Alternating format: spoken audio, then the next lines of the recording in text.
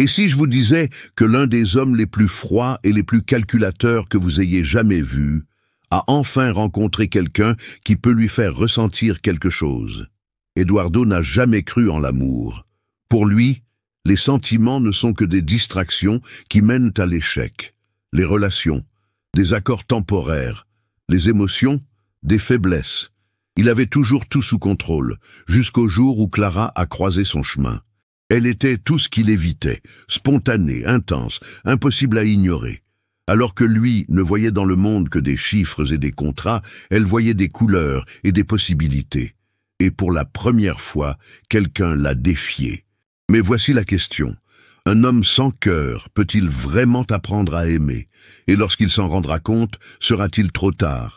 Préparez-vous à une histoire inattendue où un milliardaire qui a toujours fui les sentiments découvre que certaines choses ne se contrôlent pas ou ne s'achètent pas. Eduardo n'a jamais cru en l'amour. Pour lui, les sentiments ne sont que des distractions, des faiblesses qui font perdre du temps et commettre des erreurs. Il a bâti sa fortune sur la logique, la stratégie et une capacité inébranlable à séparer les affaires des émotions. Il avait tout ce qu'il fallait, ou du moins tout ce qu'il croyait important. Ce soir-là, alors qu'il traverse le hall d'une soirée de gala, sa présence est remarquée par tous. Les hommes lui serrent la main en quête de partenariats lucratifs et les femmes jettent des regards discrets, espérant être la prochaine conquête de passage. Mais Eduardo s'en moque. Il ne s'en est jamais soucié. C'est alors qu'il aperçoit Clara. Elle n'appartenait pas à ce monde. Contrairement aux autres femmes, elle ne portait pas une robe exorbitante et n'arborait pas un sourire répétitif. Son regard était curieux, comme si elle analysait tout ce qui l'entourait sans se laisser impressionner. Eduardo fronça les sourcils. Qui était-elle? Et pourquoi le regardait-elle ainsi? Il n'eut pas à attendre longtemps pour le savoir. Quelques minutes plus tard, elle s'approcha de lui. « Eduardo Vasconcelos », dit-elle en croisant les bras. « L'homme sans cœur. » Il arque un sourcil. « Excusez-moi, mais nous sommes-nous déjà rencontrés? Pas personnellement. Mais son nom apparaît dans tous les journaux. Homme d'affaires froid et impitoyable, milliardaire inaccessible, impressionnant mais un peu prévisible. Elle l'a défié. Eduardo ne savait pas s'il devait la trouver irritante ou intrigante. « Et toi, tu es ?» « Clara. »« Juste Clara. Et que fait exactement Clara ici ?»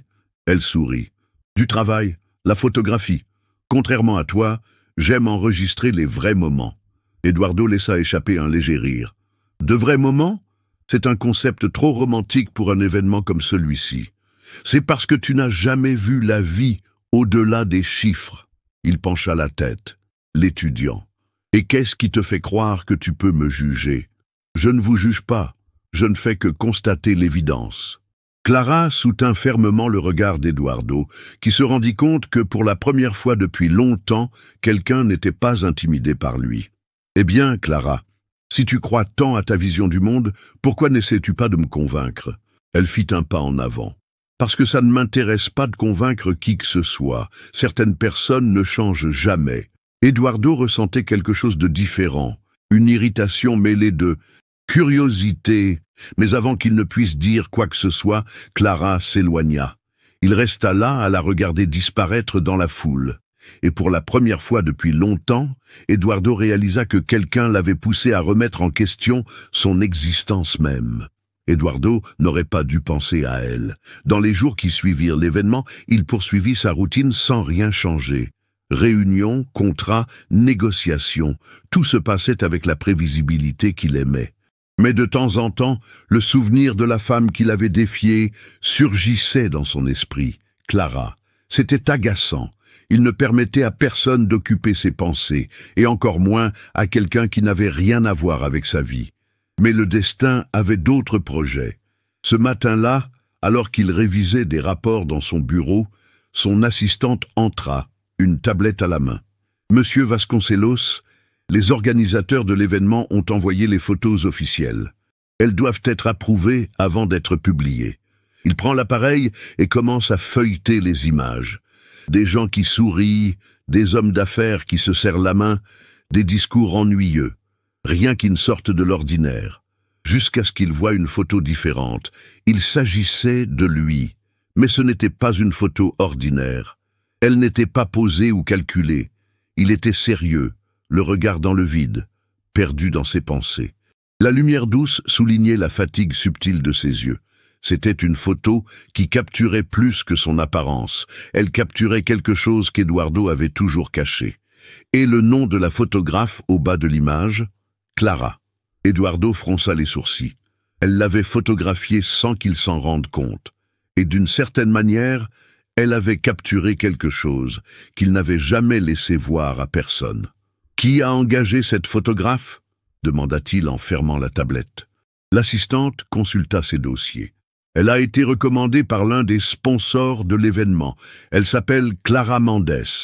Voulez-vous que je demande des modifications aux images ? Il reste silencieux un moment avant de répondre. Non, laissez les choses telles qu'elles sont. Plus tard dans la soirée, Eduardo quitta une réunion et, sur un coup de tête, prit son téléphone portable.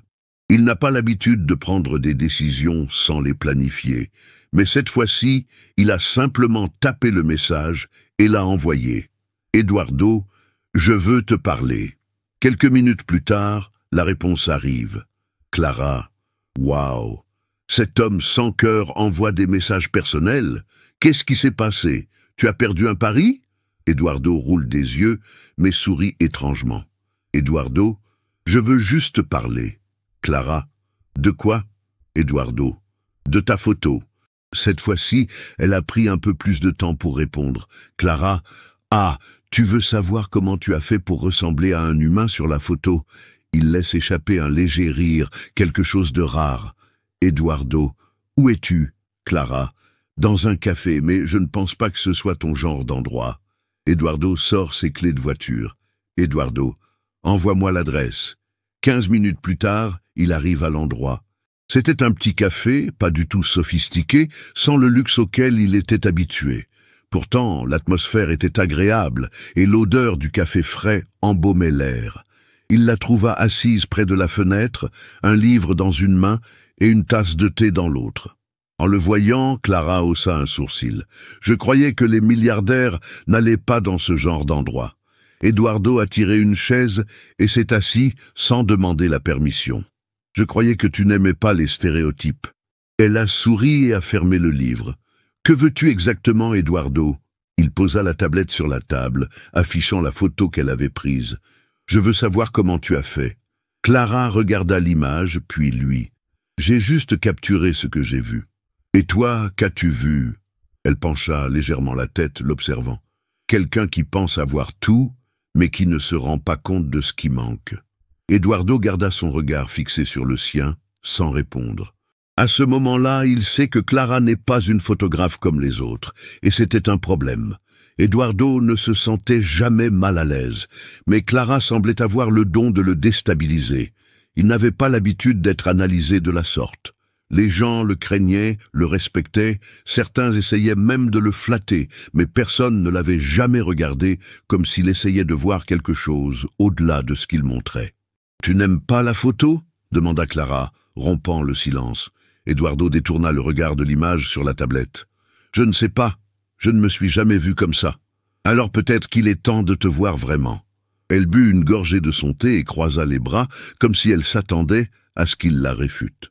Mais il resta silencieux, l'analysant. « Tu parles toujours comme ça ? Comme quoi ?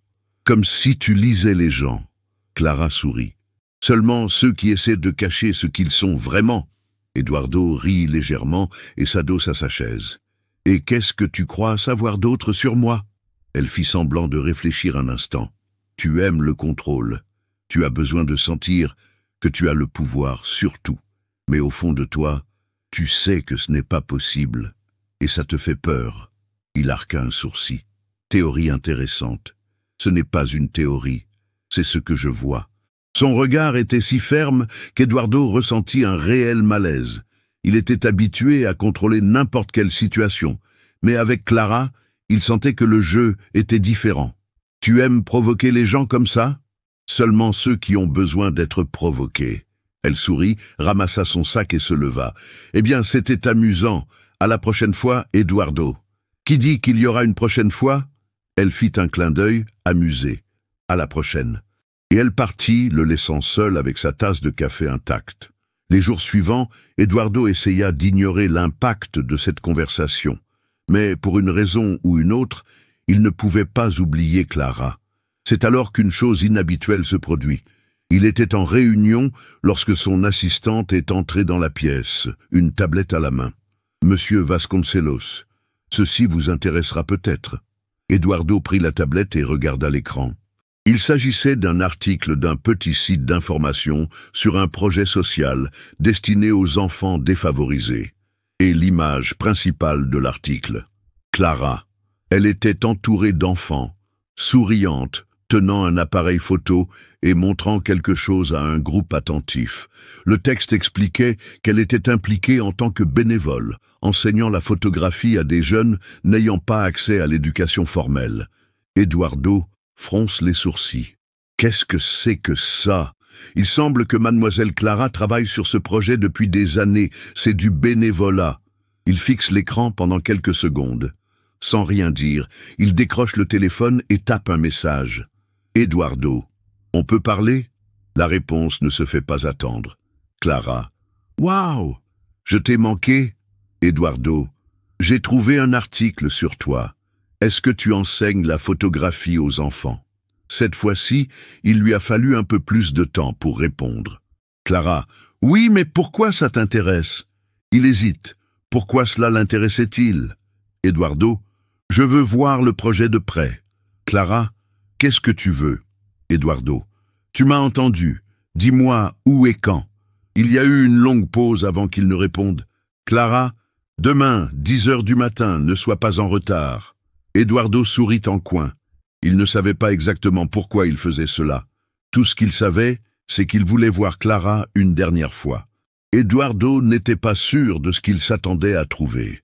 Mais une chose était sûre, il n'était pas à sa place. Le lendemain matin, il arrive à l'adresse envoyée par Clara. Le quartier était complètement différent des environnements luxueux qu'il fréquentait. Les rues sont simples, les bâtiments vieillis, et les enfants courent pieds nus sur les trottoirs. Il gara sa voiture importée et en sortit, sentant des regards curieux sur son visage. Son costume impeccable faisait de lui un étranger. C'est alors qu'il aperçoit Clara. Elle était de l'autre côté de la cour, entourée d'enfants qui riaient et regardaient attentivement pendant qu'elle tenait un appareil photo et montrait quelque chose à l'un des garçons. Pendant un moment, Eduardo se contenta de regarder. C'était une facette d'elle qu'il ne connaissait pas, une facette qui semblait plus réelle que tout ce qu'il avait jamais vu. Puis elle le vit. Clara arqua un sourcil, sourit et s'approcha de lui. « C'est génial. Tu es vraiment venu. Tu pensais que je ne viendrais pas? Pour être honnête? Non. » Eduardo regarde autour de lui, analysant son environnement. « Qu'est-ce que tu fais ici exactement ?» Clara croise les bras. « J'enseigne la photographie aux enfants. Ils n'ont jamais eu l'occasion d'apprendre quelque chose comme ça. C'est une façon de leur donner une nouvelle perspective sur le monde. » Il fronce les sourcils. « Vous le faites gratuitement? »« Oui.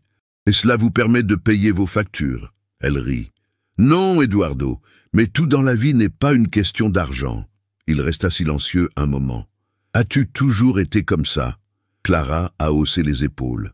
« J'ai toujours essayé de faire quelque chose d'important, contrairement à certaines personnes qui pensent que l'argent résout tout. » Il laissa échapper un petit rire. « Tu aimes me taquiner, n'est-ce pas? J'aime te montrer la vérité. » Avant qu'Eduardo ne puisse répondre, une petite fille tire sur le chemisier de Clara. « Professeur, c'est votre petite amie ?» Les yeux de Clara s'écarquillent de surprise. « Quoi? Non, non !» Eduardo sourit. « Pourquoi as-tu demandé ?» La jeune fille haussa les épaules. « Tu la regardes différemment. » Clara resta sans voix. Eduardo se contenta d'observer sa réaction, amusé. « Je crois que tu as déjà fait une élève intelligente. » Elle soupira et prit la main de la jeune fille. « Viens, prenons quelques photos avant que tu ne commences à inventer d'autres histoires. » Eduardo resta là, à la regarder s'éloigner. Et pour la première fois depuis longtemps, il ressentit quelque chose de différent, quelque chose qu'il ne pouvait pas nommer. Quelques heures plus tard, Eduardo pensait encore à la matinée qu'il avait passée sur le projet de Clara. Il était au bureau, en train d'examiner des contrats, mais son esprit ne cessait de revenir à elle.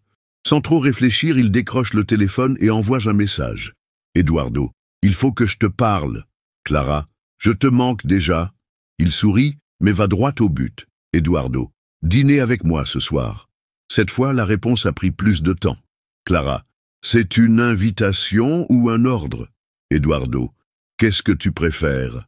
Clara, une invitation, mais j'y réfléchis encore. Eduardo, je passe te prendre à 20h. Clara, je n'ai pas dit oui. Eduardo, mais je n'ai pas dit non non plus. Elle n'a pas répondu après cela. Mais Eduardo savait qu'elle serait là. Et, pour la première fois, il voulait que quelqu'un le soit. Le restaurant choisi par Eduardo était élégant, discret, avec un éclairage tamisé et des tables suffisamment éloignées les unes des autres pour garantir l'intimité. Il arriva le premier. Pas parce qu'il était anxieux, bien sûr, juste par habitude. Eduardo aimait toujours arriver le premier, pour évaluer l'environnement, pour contrôler la scène. Mais cette fois-ci, il sentit quelque chose de différent pendant qu'il attendait. Et lorsque Clara entra, il se rendit compte que ce sentiment étrange ne faisait que croître. Elle portait une robe simple, rien d'extraordinaire, mais l'assurance avec laquelle elle marchait attirait plus l'attention que n'importe quel bijou coûteux. Elle s'arrêta devant lui et croisa les bras. « Je ne t'ai pas dit que je venais. Mais toi, tu l'as fait. » Elle roula des yeux mais sourit. « Si j'étais vous, je ne considérerais pas cela comme une victoire. » Eduardo lui tendit une chaise et elle hésita avant de s'asseoir. « Tu fais ça avec toutes les femmes. »« Quoi?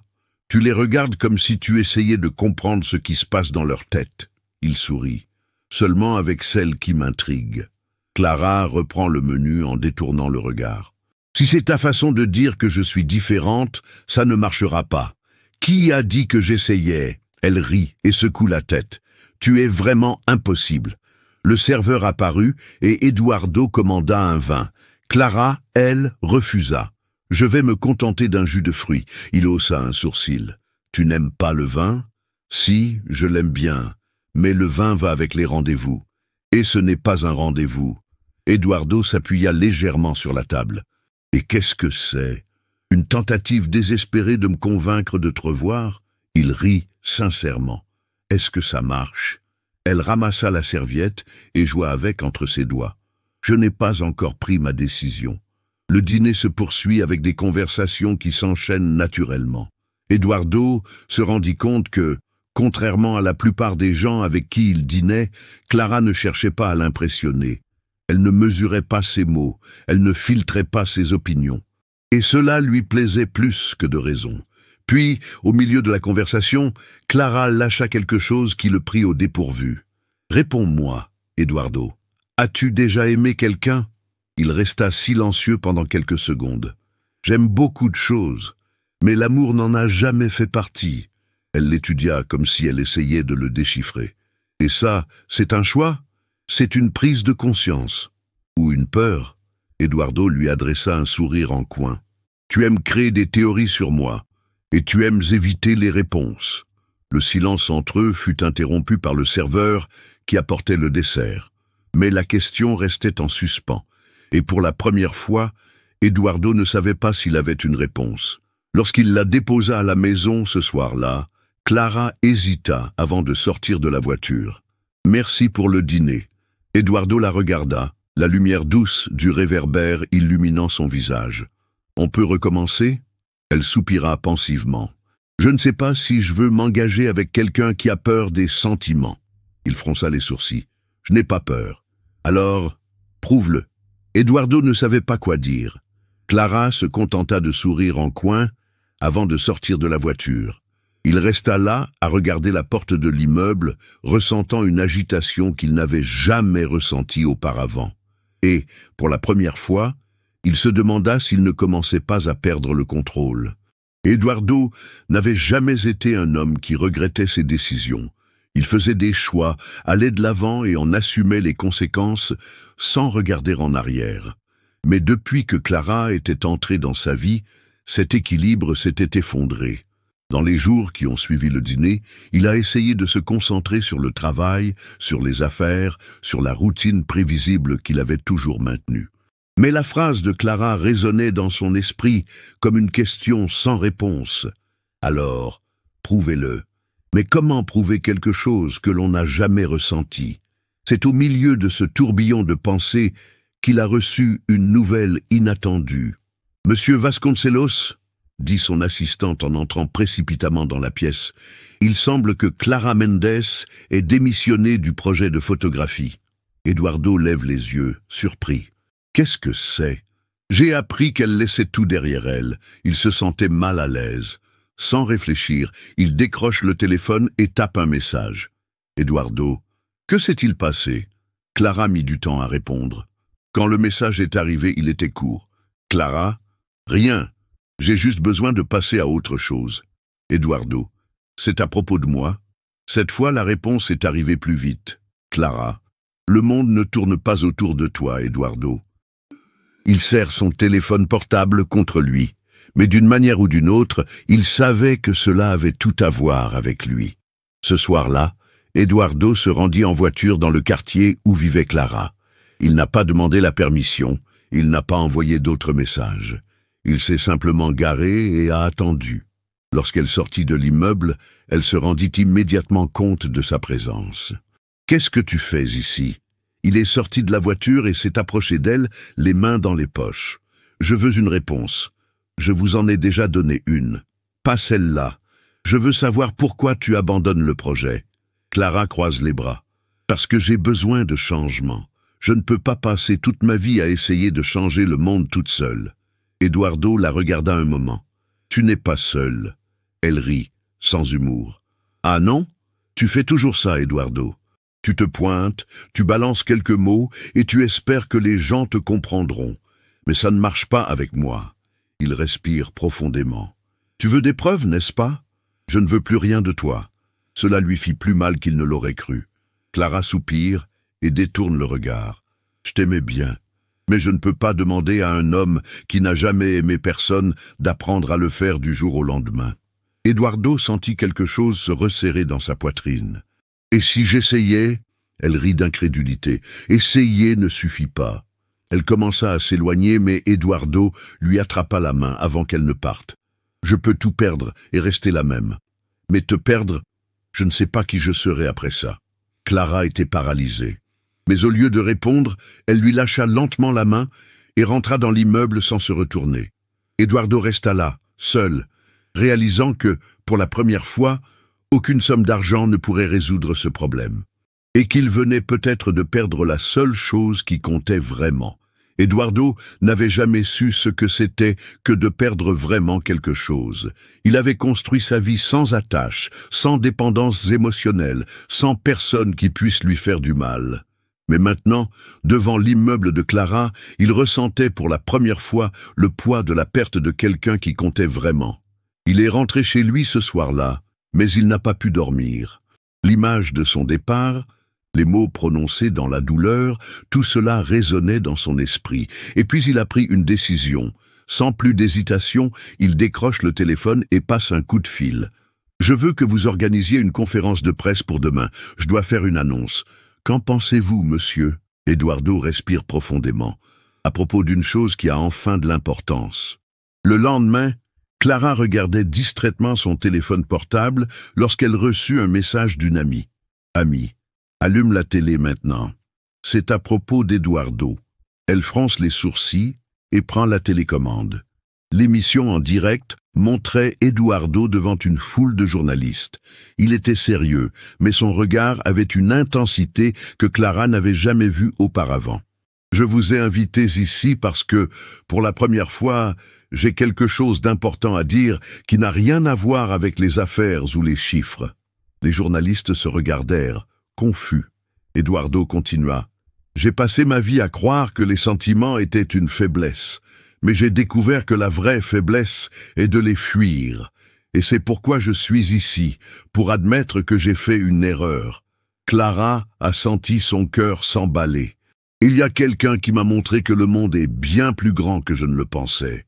Et cette personne m'écoute maintenant. » Eduardo s'est arrêté, a pris une grande inspiration, puis a regardé directement la caméra. « Clara, je t'aime. » Le studio est resté silencieux pendant une seconde avant que les journalistes ne commencent à marmonner et à taper furieusement sur leur téléphone portable. Mais Clara n'entend rien d'autre que les battements rapides de son propre cœur. C'est alors qu'un nouveau message arrive. « Eduardo, je t'attends. » Clara n'a pas réfléchi. Elle a pris ses clés et est partie. Lorsqu'elle arriva à la conférence de presse, Eduardo était déjà seul. Les journalistes étaient repartis, mais il était toujours là, à attendre. Elle sortit lentement de la voiture, le cœur battant la chamade. Eduardo fit un pas en avant, sans la quitter des yeux. « Je suis sincère. » Clara croisa les bras, essayant de rester ferme. « Tu n'avais pas besoin de faire ça à la télévision nationale. J'avais besoin que tu saches que je ne suis plus cet homme. » Elle respire profondément. « Et si j'ai encore peur d'y croire ?» Eduardo a souri. « Alors je passerai le reste de ma vie à te prouver que tu peux me faire confiance. » Le silence entre eux était intense, chargé de tout ce qui n'avait pas été résolu. Puis Clara a souri. « Je n'aurais jamais imaginé qu'un homme sans cœur puisse vraiment aimer. » Eduardo lui tint fermement la main. « Moi non plus, mais tu m'as appris à le faire, et cette fois, il ne l'a pas lâché.